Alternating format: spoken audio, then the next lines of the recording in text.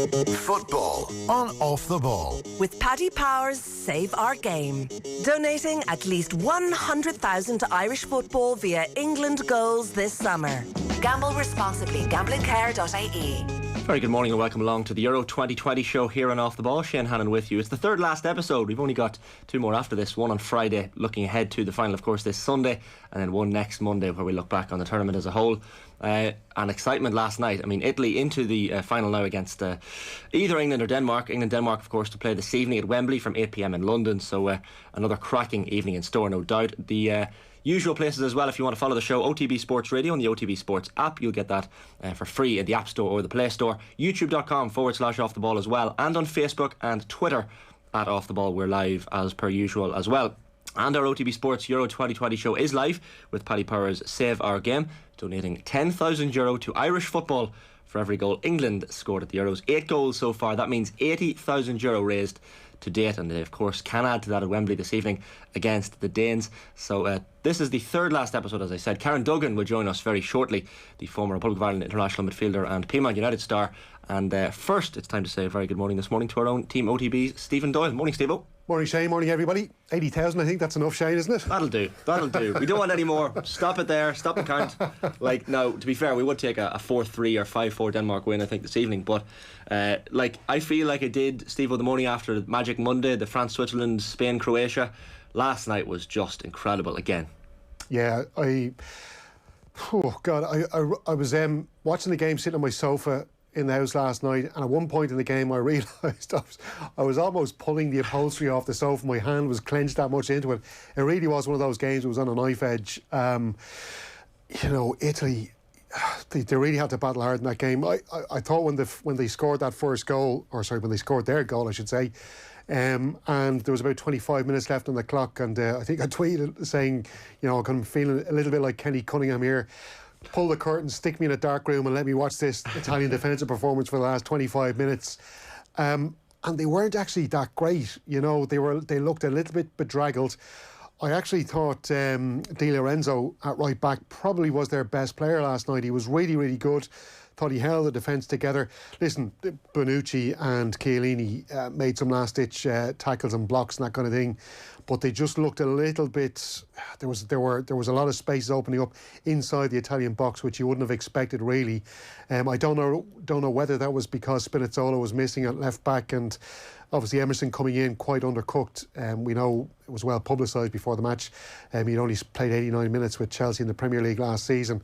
That said, I thought Emerson played really well last night. I thought going forward he was excellent. I thought in fact Italy could have used him a little bit more from an attacking sense, and perhaps just that lack of communication between himself and Insigne when they got into that final attacking third was lacking a bit. But I thought as a back four they weren't as strong, and perhaps maybe weren't getting that protection that they would expect from the midfield three. But I thought Di Lorenzo, I was kind of thinking last night, there's been a few Italian heroes over the tournament in different games. There hasn't been really a one player that's kind of carried them through the tournament. Di Lorenzo was the man last night. Donnarumma, I thought, and our own colleague Phil Egan was texting me during the match, and I agree with him. I thought Donnarumma looked a little bit shaky as the game wore on. He wasn't his usual solid self. He did produce, obviously, in the penalty shootout when it mattered, but it was such a good game. Spain, they were absolutely brilliant. I thought they were excellent. They played the game really well. They passed so well. Young Pedri, I think the stat was he made 67 passes, 65 completed passes. The only 2 that he missed were in extra time. All the passes he made in the 90 minutes were completed. That is incredible for an 18-year-old player, and what a big future he has. I thought Dani Olmo was excellent again last night.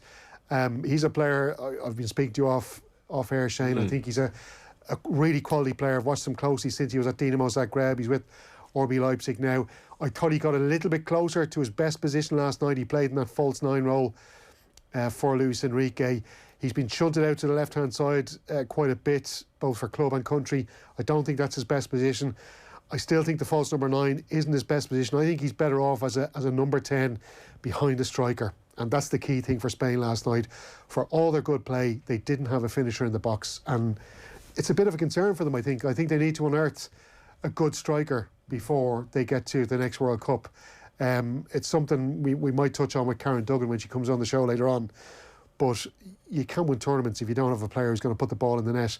And while it's all well and good having a false nine or a couple of, nippy midfielders in the box, they're not trained strikers. The strikers know what positions to be in, where to be when that ball is coming into the box, and they had nobody there like that last night, or a player full of confidence who can put that ball in the net. And I think that's really what killed Spain last night. Yeah, like you mentioned Dani Olmo, like he even looked, Dani Olmo, like it was the start of the game in extra time. He was running around like he hadn't previously played already in 90 minutes of a match. Like he's someone who clearly has serious fitness levels. Like you mentioned the goal scoring thing, and Oyarzabal missed a decent chance, headed chance in normal time. But I mean, Luis Enrique, you could say, got the substitutions fairly right. He brought on Alvaro Morata. He did score the goal, but as you said, I mean, it's just in front of goal they cannot seem to have someone who is going to put it away consistently, which seems like a strange thing to say about the Spanish team, because they have scored lots of goals in this tournament. Now granted, was it 5 of them against Slovakia in one game, but that is a key problem, and that's why they're not in the final. Yeah, I wonder, listen, Luis Enrique is a better coach than I, so I'm not going to sit here criticising what he did, but I just wonder if Morata maybe should have started the game. Then again, if he does start, that's a target man for the two defenders, Chiellini and Bonucci. Of course, they did a very good job in Bonucci as well, making sure that he couldn't be the man to release those balls out to the Italian midfield. And made sure it was Chiellini making the pass, and his passing was terrible last night. It was really, really poor. That's not his strength. That's not his game. But you just wonder if Morata had been playing last night, if he had found himself. There was a chance early on when Oyarzabal got into the 6-yard area, and the ball, he just kind of got ahead of the ball and he couldn't get his foot back enough to. It was just, you just think if that had been a trained striker in there, Morata. Look, I know there was discussions over his confidence, but he has scored. He scored coming into that game last night, so maybe his confidence would have been up. And I just thought it was a strange decision not to go with him last night. And listen, maybe if he had played last night, that they wouldn't have had the joy that they did around the box. We don't know, but I just think, Spain, if looking into the future and in the next few tournaments, they got some really good young talent there, also at the back as well. The likes of Pau Lopez at the back. Emerick Laporte, who I think is going through a bit of a crisis of confidence at the moment, but definitely has a big future. So I think if they can build a good team over the next couple of years, they need to find a good striker though as well. Like the thing about Italy, and you mentioned it, is the fact that nobody has stood up and been the go-to, the number one person in this tournament. They've kind of spread the love a little bit. Like in the group stages, Berardi and Locatelli were probably the two standouts in some ways. And other players now have stepped up, like Immobile stepped up, Chiesa stepped up. I mean, at the back they're so rock solid as well. So that strength and depth, and the fact that Italy have such a good squad, that's why they're the favourites to win this final now. And I mean, England, you could say, have strength and depth as well. They've used 21 of their 26 players, I think. But that Italian squad, just no matter who's coming off the bench, you back them.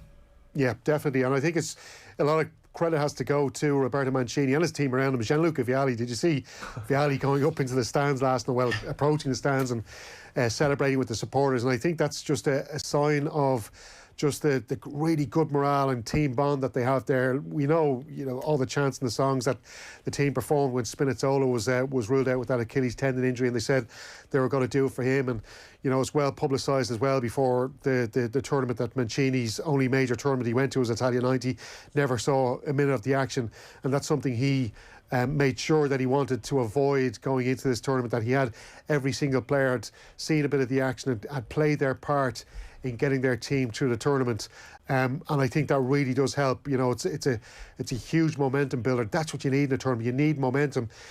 I think it was. I don't know what you think, Shane. I was looking at that Italian team last night. They do look a little bit tired, don't they? And we said this before the tournament. Is it a combined age of 74 at the back, Bonucci and Chiellini? I think they looked a bit tired, didn't they? Yeah, and definitely having that extra rest day over England or Denmark before Sunday can only be a good thing for them. But certainly age will catch up on you at this stage of a tournament, granted. Like when you have a defence that old, and it kind of caught up on the Belgian defence as well, I think. Like when you have a defence that's average age 32, 33, 34, whatever it is, I mean that's not good in the long run of things for that team. But I mean, I was interested to see as well, Stephen, I'm just looking at a survey Paddy Power had here, like just to touch on the England attitude now heading into this final. There's a Paddy Power Save Our Game survey that reveals over a quarter of Irish people want to see England win the Euros, which is surprising. The majority of Tipperary natives want to see the Three Lions lift the trophy, which is one of the things. Cavan are the least supportive county of England apparently, followed by Sligo and Donegal. 67% of Irish Premier League fans do not want to see England succeed. Italy are the squad Irish fans. Apparently Colchis have a more favourable view of England than City dwellers, Steve, which is an interesting one. But Shane, you will never hear me using that term. I will can never say use it, though, that term. as one. And, you can, of course, yes. And I don't want to be putting myself up there to be shot at from people who live outside of our great capital city, Dublin.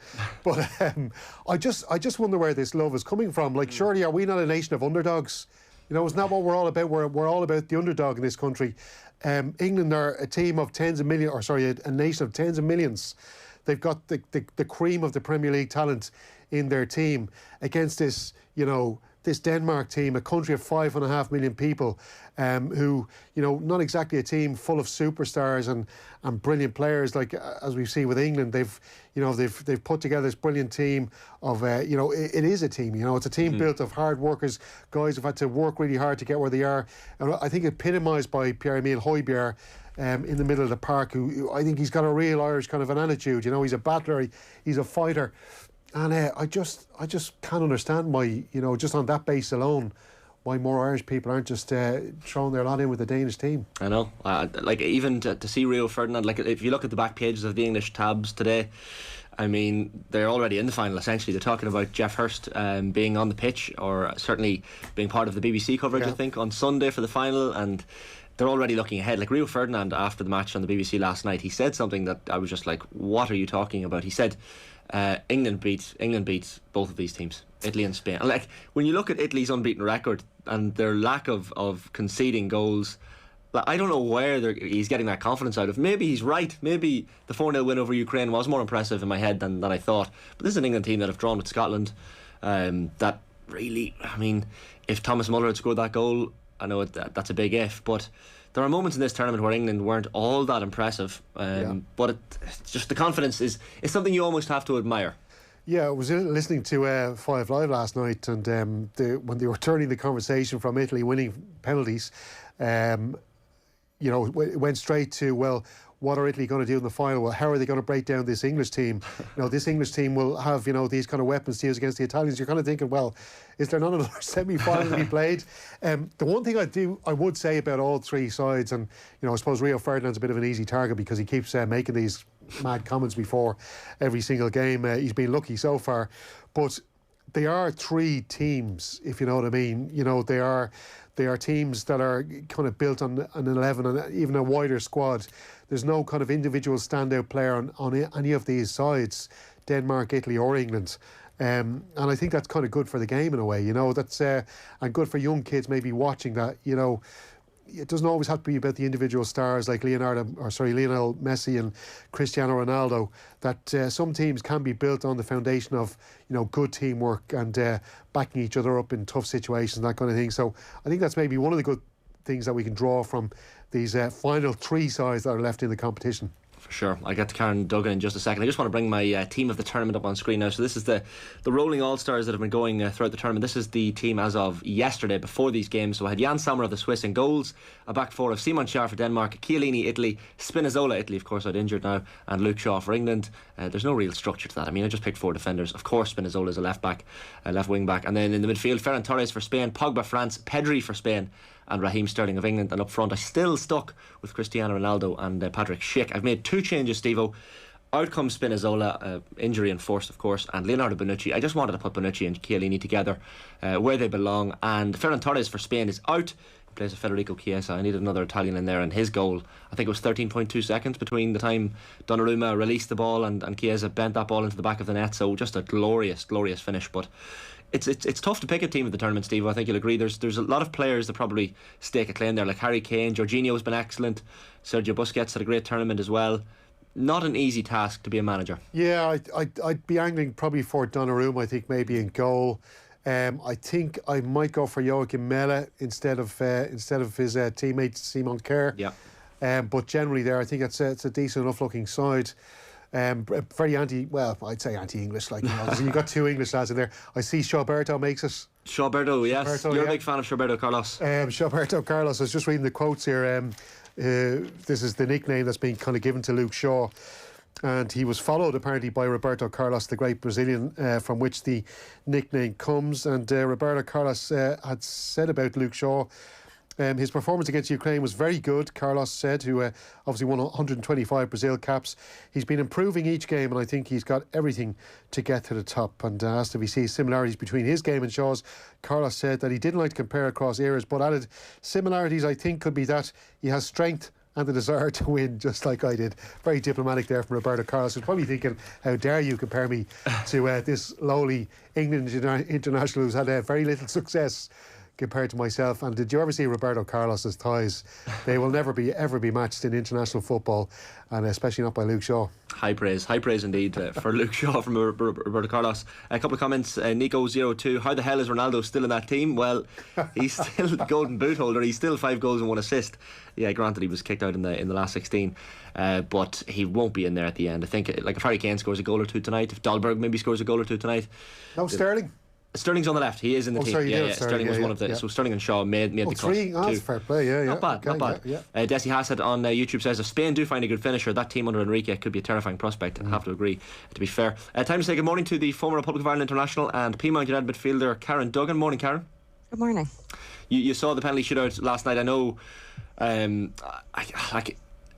Kylian Mbappe walking up in the France-Switzerland penalty shootout, I was thinking, like a lot of people, this guy's not going to score.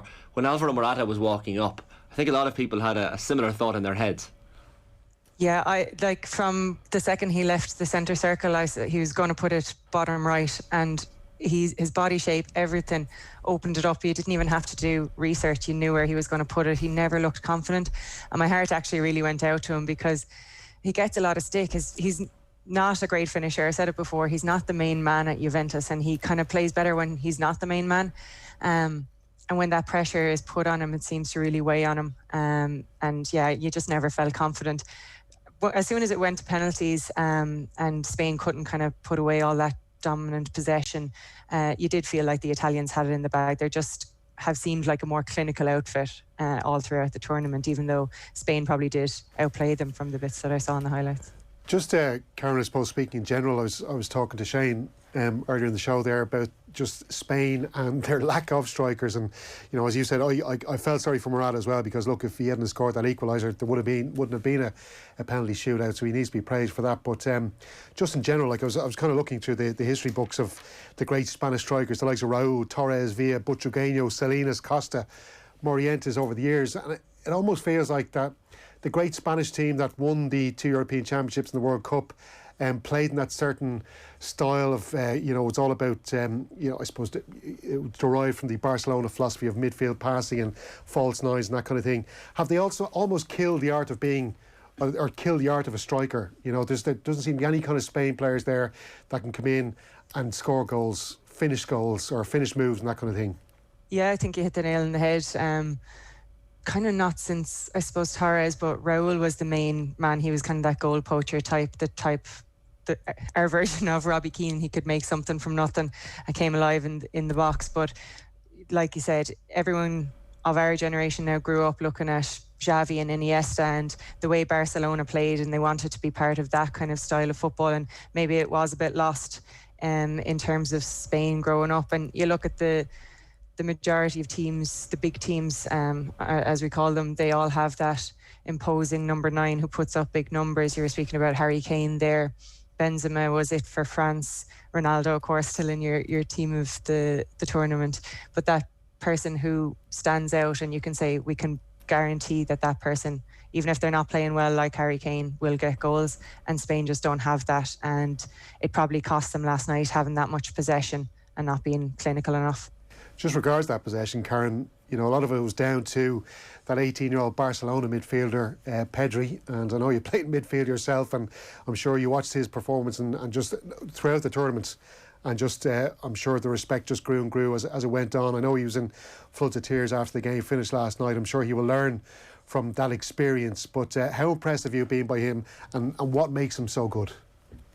Yeah, for sure, he's kind of the golden boy of the tournament. It's his composure for his age. I suppose he does seem to have that Barcelona makeup in him.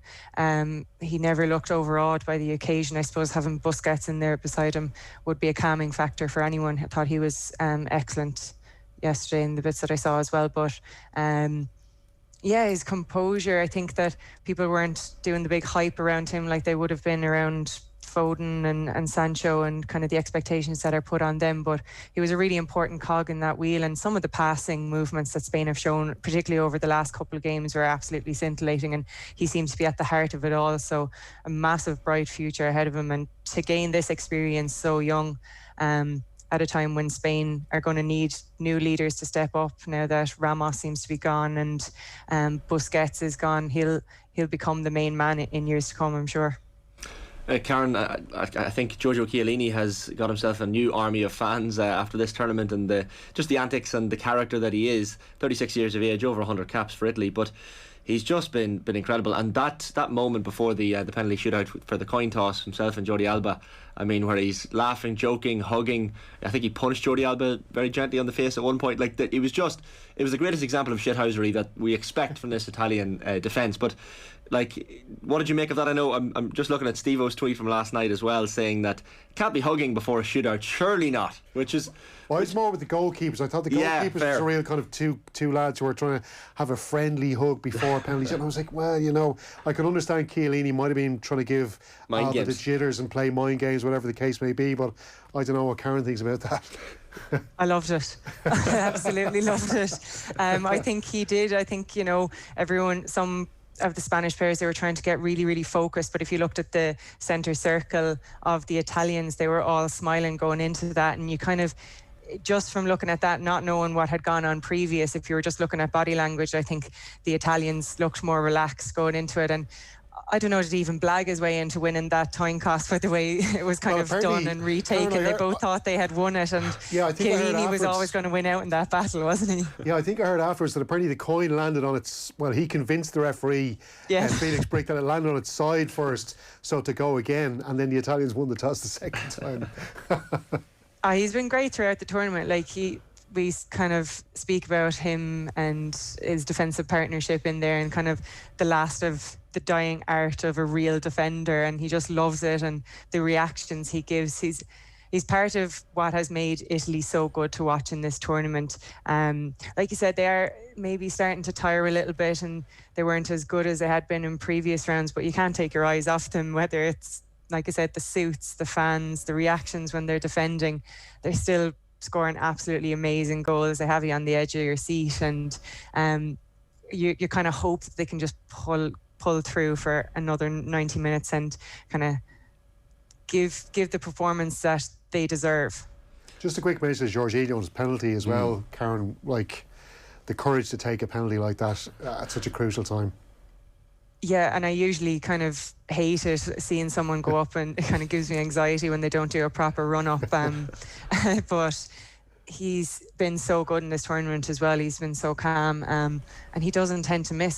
Don't think anyone really thought he was going to miss, and to have the courage to even take a penalty like that and put it past, because Spanish keeper was big, he was imposing, he was moving side to side. There was a chance he could have stood up and maybe put a foot out and stopped it, but he backed himself to go his normal route, and, you know, fair play to him, because we've seen some stinkers of penalties in this tournament. So if he had messed that up, it would have just been the tip of the iceberg. I think that everyone would have been reevaluating how penalties should be taken if he had missed it. I'll just get a word on Roberto Mancini as well, Karen. I mean, clearly a manager of serious talent, and what he's done with this Italian team, to think that they went from, you know, not playing at the 2018 World Cup in Russia, not qualifying for that tournament, and all of a sudden here they are, completely transformed. You know, this unbelievable winning run that they're on, I don't think they've lost. They haven't even been behind, as the commentator said last night, since one of Mancini's early games in charge a couple of years ago, 2 or 3 years ago. Like, what he's done with this Italian team, and the camaraderie that he's instilled in this group as well, is something to behold.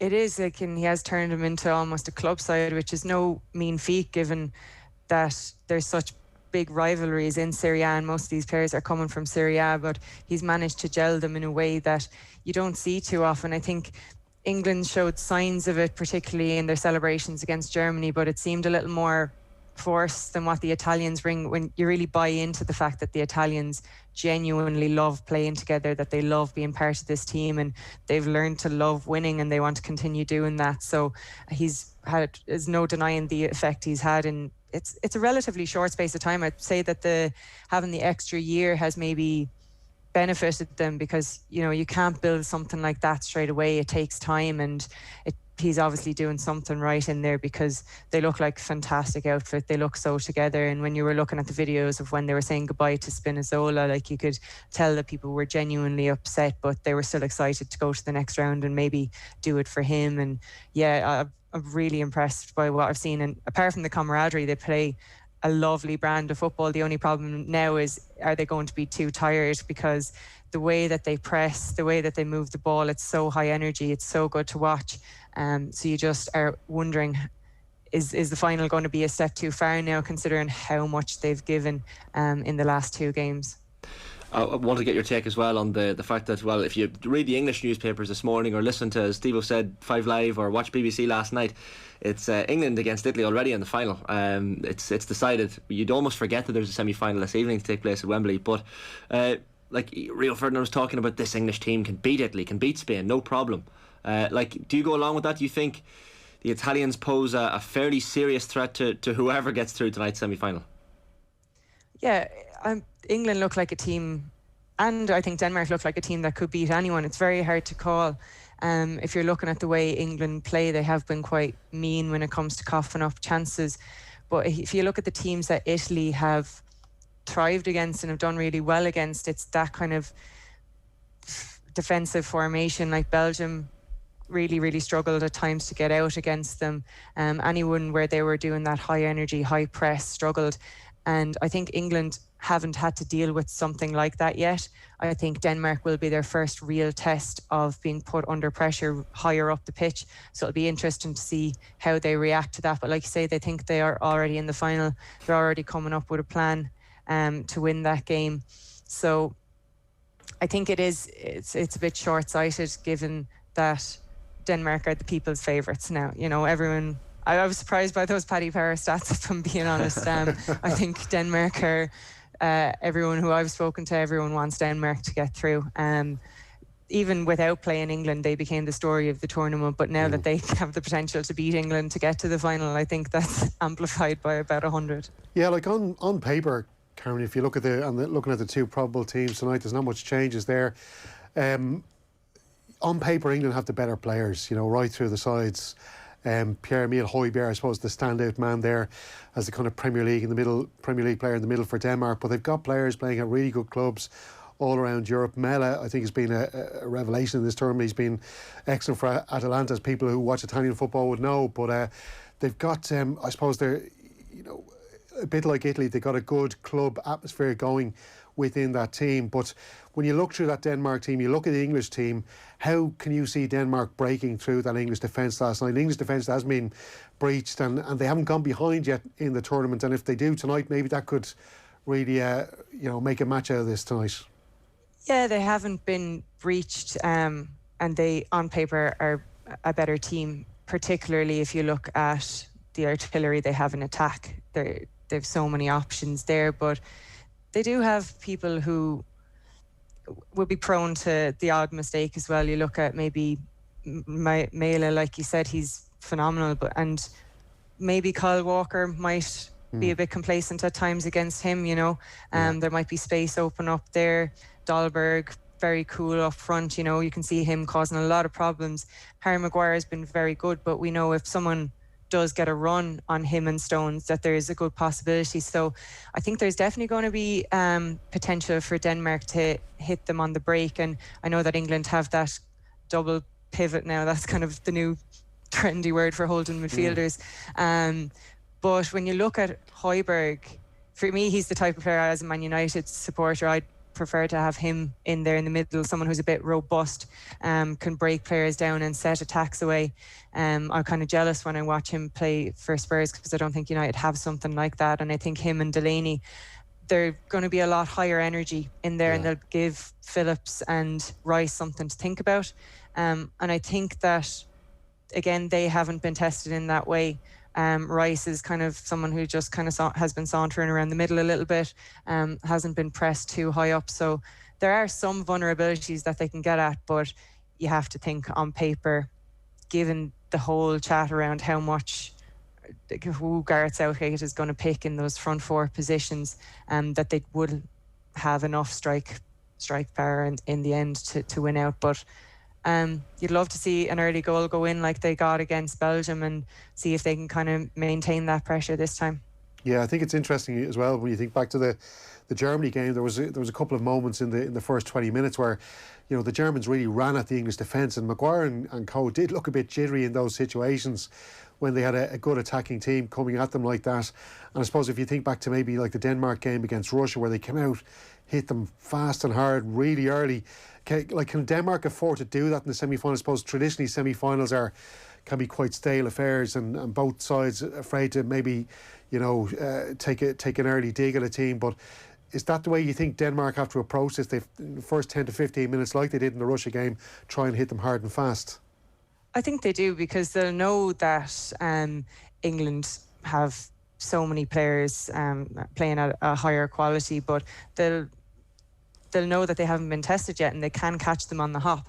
I think it is the way to go. Like, at the end of the day, it's a semi-final, you have to win. I think if they sit back, they're only going to draw pressure on themselves.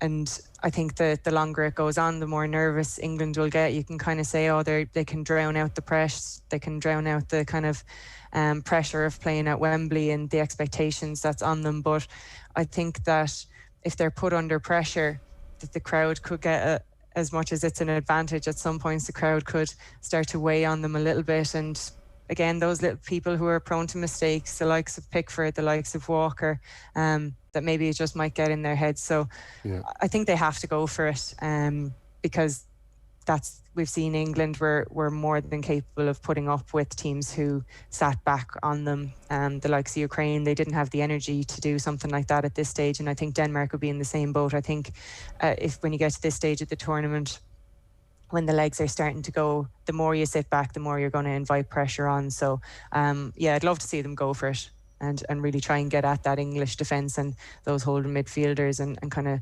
starve Harry Kane of any kind of deliveries, because he's obviously looking at that link up with Luke Shaw. That looks quite dangerous. So if they can kind of pin the full-backs back, I think they could get some joy. Just on that, Karen, like, England's tournament so far, you could argue, has been nearly perfect. They haven't conceded a goal. They haven't really been threatened. Like, you could say they haven't played much of an opposition, Germany excluded perhaps. But if Denmark were to score an early goal tonight, all of a sudden, Jordan Pickford is picking a ball out of his net for the first time in this tournament. Harry Maguire and John Stones and that defence are going to be suddenly faced with a totally different ball game, having to come from a goal behind. Do you expect that might cause England problems, or how do you think they might react to the possibility of going behind and conceding a goal for the first time in this tournament? It'd be interesting to see. I think we'd all love to see how they react. You see them in the press and they're speaking about they have more experience now than they did in the semi-final of the World Cup, and they're really playing up the fact, Harry Kane in particular is playing up the fact that they've made 2 consecutive semi-finals. But it doesn't really mean anything. Like you say, they haven't been overly tested yet.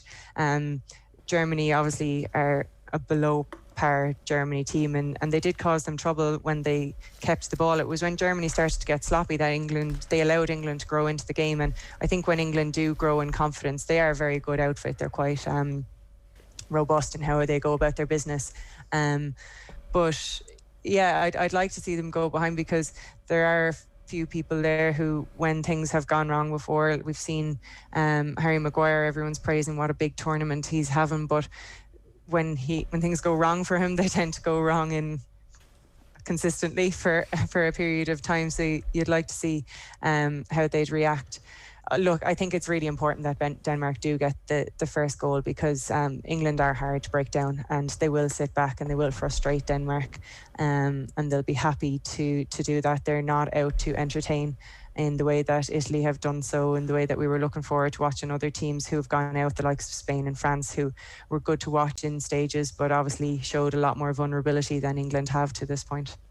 Steve McLaren was on OTB with Joe last night, Karen, and he was one great quote from him. Once we win a trophy, and I hope it's this one, I believe we can dominate for many years, a bit like Spain and Germany. They did what we have done for the last 10 years. Like, what do you make of those comments? The idea that maybe this England generation could become akin to that Spanish, 08, 2010, 2012 team. I don't see it as much. I think they have the attacking talent to do it, but I don't see them having the same core of the team in terms of really fantastic goalkeeper, really reliable centre backs, and really world class midfielders. I think in attack they're really blessed, but in terms of dominancy in over the next 4 to 6 years, I think you'd have to see a new generation of maybe midfielder and centre-back and certainly goalkeeper coming through. If they get that, maybe. I think they have enough to win this tournament, but I'd be surprised if in the long run they were dominant, because I think that if Spain, looking at the way Spain were in the likes of Pedri and stuff, if they can get their defence sorted as well, they're going to re-emerge as hugely talented team. If you're looking at World Cups, you obviously still have to consider the likes of Brazil and the Neymars of this world. So it's a big statement. I don't think they've shown anything to justify that yet. And obviously they have to win the first one before they look into the future. But it wouldn't be like them to be getting a bit ahead of themselves with it. Yeah, like it's funny because everything's going for them. I've referenced a couple of times before that Gareth Southgate was the only manager really at this tournament that was able to go see his players in the flesh on a regular basis in club action, because the rest of the managers of the other national teams, players were playing all around Europe, whereas most of the English players, bar the likes of, say, Jadon Sancho, who's hardly played, and Jude Bellingham, all of their players playing the Premier League, and he was able to go to whatever club game he wanted all season. I don't think people realise the benefits of that, being able to see your players in club action rather than having to watch them on a TV screen week in, week out. They're playing all their games, practically all of them at home. They'd one game away from home, so it's essentially a home tournament for them. They've got players in that squad who've won trophies. You've got the likes of Kyle Walker, John Stones, Raheem Sterling, who've been hugely successful with Manchester City. You've got the likes of Mason Mount, who's just won a Champions League. There's so much going for this English team, and to not at least get to the final would be ultimately a failure for them. Yeah, I know I can be a bit negative around their style of play and stuff, but everything is set up for them to go all the way in this tournament. Like you said, in terms of the preparation and the fact that they've had an easier run, they haven't had to put the miles on the clock that other teams have, particularly like Denmark. We saw how hard that they've had to work to even get through their group, and they've been travelling around. They got an amazing send-off as they were travelling over to Wembley from their home crowd, and there will be a good representation there, but they're up against a massive Wembley crowd, basically going to be 80%, I'd imagine, 80-90% English fans. Like you say, Southgate has had complete access to his players whenever he's wanted, in terms of just having a direct line with them. He seems like a good man manager, so he's had that added benefit as well. Like, it really is stacked in their favour, and like Kane can talk about the merits of making a semi-final, but if you look at everything, the way it's lined up, anything less than a win today, it would be a failure, and it should be seen as such. And there's no downplaying that at the end of the day. They're overhyping where they are, so they'd have to take the hit if they do lose. But as much as I wanted, and I want Denmark to do it, I think that England are going to do it. I think that England are going to at least get to the final, and if not win it, just like you said, for all the factors you've mentioned before. I just wanted to mention as well, one man as a United fan, I'm sure all the United fans watching or listening now will be rolling their eyes, but I want to give praise to Jordan Henderson. I thought it was interesting watching him as he was about to come on as a sub during the Germany game and England scored. You saw him celebrating and just how much he enjoyed that. It's amazing to see a player like him, who I've always been a big fan of. He's a Champions League winner, he's a Premier League winner, playing with arguably one of the best clubs we've seen in Europe over the last season or two, in the build-up to their Premier League title win.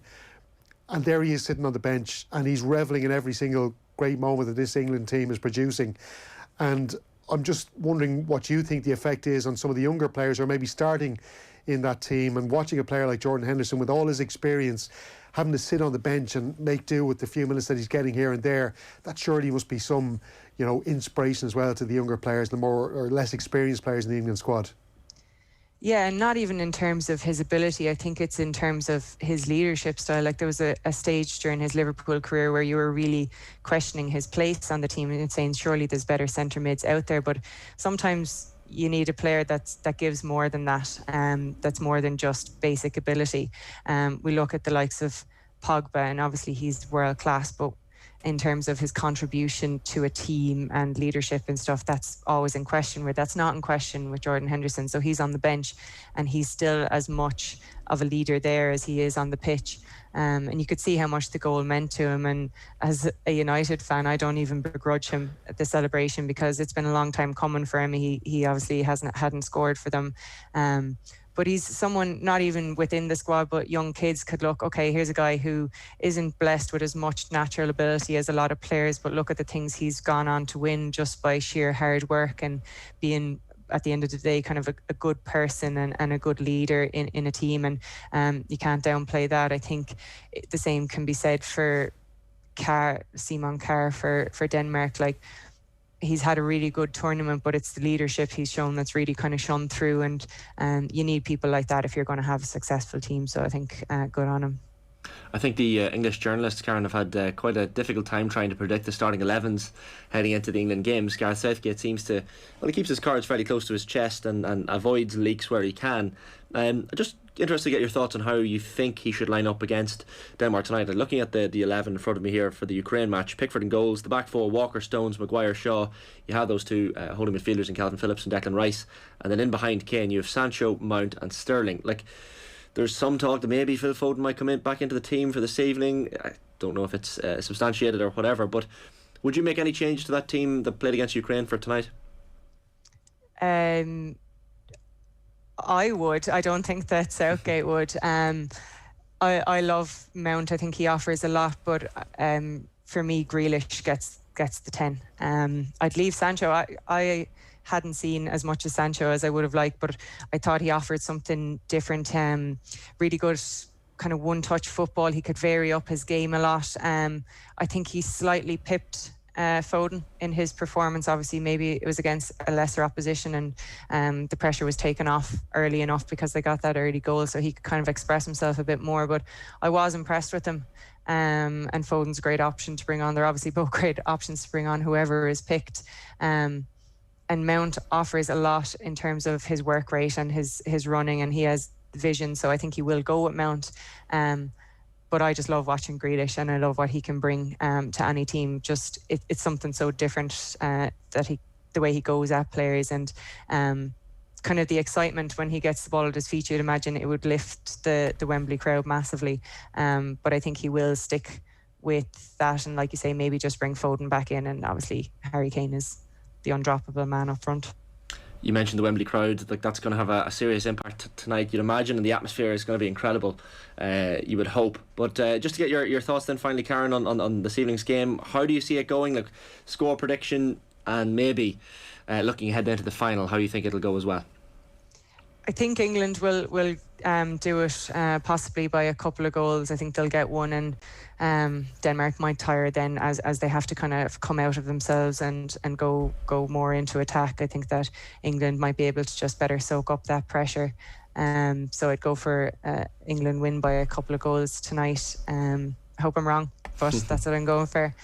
And the final is so hard to predict because you don't know what the Italians are going to do, whether they'll be tired or whether they'll be amazing, and they'll kind of give the performances that they have in the early stages of the tournament. And they've got so many good players on their bench as well, so that would be a really good battle to see. I think that the Italian midfield is probably better than the English midfield, so that would be good to see if Italy could get a foothold in there.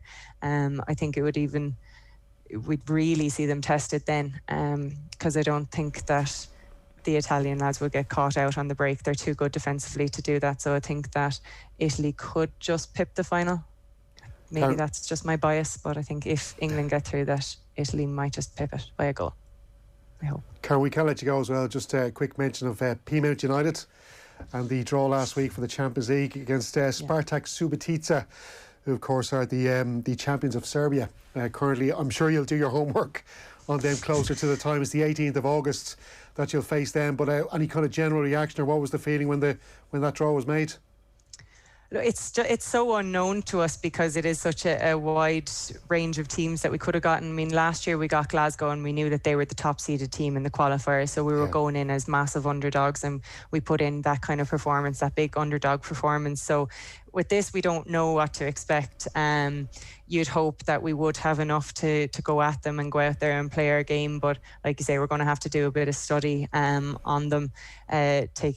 Obviously, we're in a group where we could potentially have 2 games, but I think we'll concentrate just on the first one. And obviously we conceded a lot of goals against Shelbourne at the weekend. We conceded 4 goals, so that's something we're going to have to look at. We can't go out there and do that because there's no second chances if we lose that game. So we've lost our centre-back, Claire Walsh, as well. She's gone to Glasgow City as well, so they've robbed our 2 centre-backs in the last couple of years. So it obviously shows the quality that the girls have had for us over the last couple of years, and good on them, and we wish them the best of luck.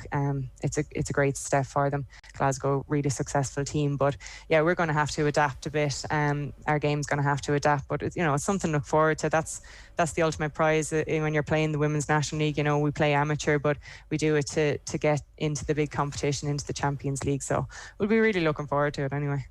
Karen, great stuff as always this morning. Enjoy the match tonight. Thank you so much. You too. Great stuff. Karen Duggan there, the Peamount United midfielder, and of course former Republic of Ireland international as well. Steve, I want to bring you some of the comments. I'll give you a minute to think about this one, Steve. Bows Till I Die 91. I bet you love that name on YouTube. What's Steve-O's song choice that sums up this tournament? I know you're a music man. I'll give you a second to think about that one. Liam Connors says one of the RTE pundits said Donnarumma is possibly better than Buffon already at this stage. What do you guys think? Not for me. I think he has a bit to go before he catches up with Buffon potentially, but he's certainly on the right path. Elliot Shorthall, will Shane wear an English jersey if they win this weekend? After all the negative talk he's thrown at the English team and hope to see them lose, I think it's only fair he gets a 3 Lions shirt. I can tell you, A, that's not going to happen, and B, I wouldn't be allowed back into County Monaghan if I did. So that's just not going to happen. I'm sorry, but look, best of luck to them if they do go and win it. I just hope Denmark take them to town tonight and beat them, hopefully. David Murphy, I'd say there was a collective sigh of disappointment in Spain when they saw Morata walking up to take his penalty. Couldn't finish his dinner, let alone a penalty under that incredible pressure. It's harsh. It's fairly harsh. Poor Alvaro. Like, he scored the goal, as you said, Steve-O, to take it that far. So it's harsh, but it's certainly something you've touched on today, that the lack of a number 9 and proper Raul or Torres figure is something that they would certainly be worried about. Andy Sadler says if England cannot win 2 home games now, they will never win nout. That's a fair point. Like, if they ever had a chance to win a major tournament, it's going to be at home. It's a home tournament essentially. It's their moment. This is their moment. And going through the media, I was making the point as well, Shane, Southgate has played the English media like a fiddle. You're going through all this stuff and they're all over the England team, all over Southgate, how much they love him, how much they love the team, and that's all well and good, but there doesn't seem to be an awful lot of balance in some of the media coverage in the English media, which I'm sure you might expect, but it would be nice to see some opposing views there. But I've got a song actually, Shane. You've got a song, right? What song sums up this tournament? I'm going to go back into the classic votes, the classic soul votes, and the great Jackie Wilson, because this has been, I suppose, I think back to the great football tournaments over the years. Like, I loved Italia 90 for obvious reasons. 86 probably the first one I can just about remember as a kid.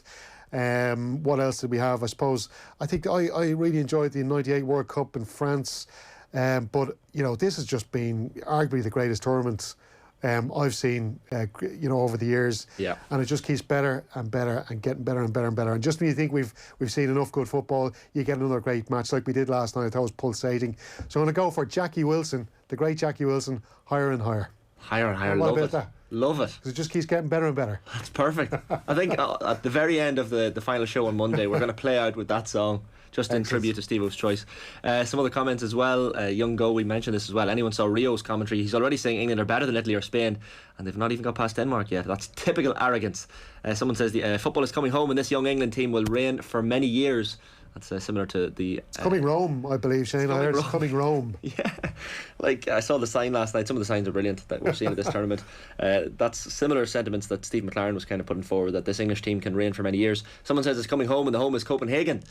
It would be great. I mean, even to see Kasper Schmeichel being interviewed yesterday in the press conference saying, is it really coming home? I mean, you haven't won this tournament, which is a fair point. They've never won the Euros. Well, it's been home in Copenhagen before, hasn't it, that trophy? It's never been home in London, so it's coming home really. Yeah, let's go with Denmark, I think. Yeah, it's a fair point. Easy Ollie says, never been more certain of anything in my life that we will beat Denmark tonight. Italy will be a different test, though. That confidence can only be admired in some ways. Want to bring you, before we finish up and get your predictions, Steve, your scoreline predictions, some of the Paddy Power markets for this evening's game. So plenty to look forward to tonight at Wembley, 8 o'clock, England against Denmark. Have a look. It might be coming home, it might not. Who's joined me? Emmett O'Keefe from Paddy Power, the football trader. And Emmett, England against Denmark. England playing at home. Surely they're going to go straight through here.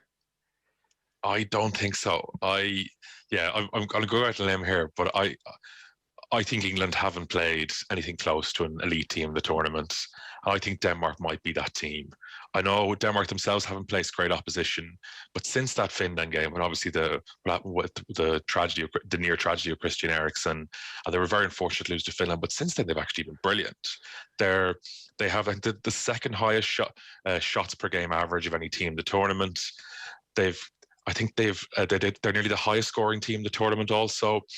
And if you look at them in possession, I think their style of play is absolutely excellent. I think they're getting the absolute most out of their players. And when I watch England, I don't quite see that. I don't think they really have a great plan in possession. I think the Germany game was actually a very, very tight game, which could have gone either way if Thomas Muller hadn't missed the chance, the team of Werner hadn't missed the chance. I wouldn't put too much stock into the Ukraine win, as I think Ukraine are a very, very poor team. So I think the odds should be closer than they are. I think this will be not far off a 50-50 game, and that's not reflected in the odds with Denmark currently 4-1 and bigger to win the match. So the way I'd look, I think from a pure value point of view, I think Denmark to qualify represents quite good value at 5-2. Okay, so Denmark to qualify. Of course, Paddy Power have been given 10 grand to Irish football for every goal scored by England. Have you been seeing Paddy lately? He's looking a bit miserable. 80 grand already in the pot. Exactly, yeah. So we've given it 80 as part of a Save Our Game campaign. We've already donated 80 grand to Irish football, and we're guaranteeing 100k regardless of what happens for the rest of the tournament. But we're hopefully England, from a kind of a Save Our Game point of view, hopefully I'm wrong, and England can bang in a few more goals so we can give away more than the 100,000. That's brilliant stuff. Emmett O'Keefe taking a brave look at that Wednesday night kickoff at Wembley. Denmark to qualify. There'll be a lot of sad faces in or around Wembley, but hopefully England bang in 3 or 4 goals in the process. As always, a pleasure. Thanks a million. Emmett O'Keefe from Paddy Power. Yes, and our Euro 2020 show here on Off the Ball is live in association with Paddy Power's Save Our Game, donating, as you heard, €10,000 to Irish football for every goal England scored at the Euros. So 8 goals so far, and a chance to add more to that kitty tonight. Gotta get your predictions now, Stephen. Myself and Ger and Nathan have been running our predictions for the duration of the tournament, and here is how things stand. It's got very tight because Ger predicted not only 1-1 in yesterday's game, but he predicted Italy to progress on penalties, so he called it perfectly yesterday. Surely a bonus point in order there. Not having it. No, Dahlia Boland, our producer, tried to change the rules after the fact, and he told us. He says he's only joking in my ear here. He says 20. Oh, sorry. He had the wrong one up there. He was trying to get me. It was down to 1 point, but it's actually 2 point gap. He was teasing me there. So it's myself on 24 points, Jared 22 points, Nathan on 19 points. I've decided to make it interesting, Steve. I've gone for Denmark in tonight's game because I figure even if I get it wrong, it'll be all to play for heading into the final. Myself and Ger up against each other to win the whole thing. So I've gone for Denmark 1-0. Ger has gone England to win on penalties, and Nathan has gone for a fairly comfortable evening for England, 3-1 in the 90 minutes. How are you calling this one, Steve? Yeah, I think it's going to be a tight affair. I don't think it's going to be an awful lot of goals.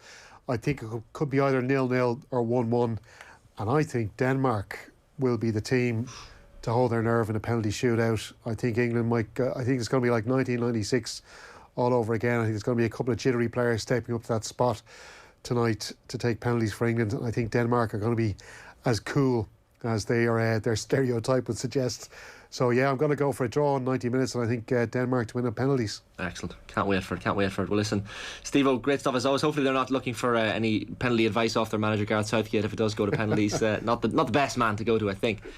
Great stuff, Steve-O, as always this morning. Thanks a million. Cheers, Shane. Off the Ball's Stephen Doyle there with us here on the Euro 2020 show. And as always, if you missed any of this morning's show, the full podcast will be up very shortly on the OTB Sports app and indeed on otbsports.com. You can watch the full video back as well, youtube.com/Off the Ball. We'll have plenty of clips and the podcast posted as well on our Twitter and Instagram at Off the Ball. Myself on Twitter at ShaneHannon01. We'll be back on Friday morning from 11 a.m. in the company of Eamon Dunphy and Enda Call. We'll be looking ahead, of course, to the final. Will it be England or will it be Denmark joining Italy in the decider on Sunday? We'll find out this evening. So same time, same place, Friday morning. Enjoy the football tonight. We'll speak to you soon. Have a good one. Football on Off the Ball. With Paddy Power's Save Our Game. England's goals total 80k so far for Irish football. Gamble responsibly. Gamblingcare.ie.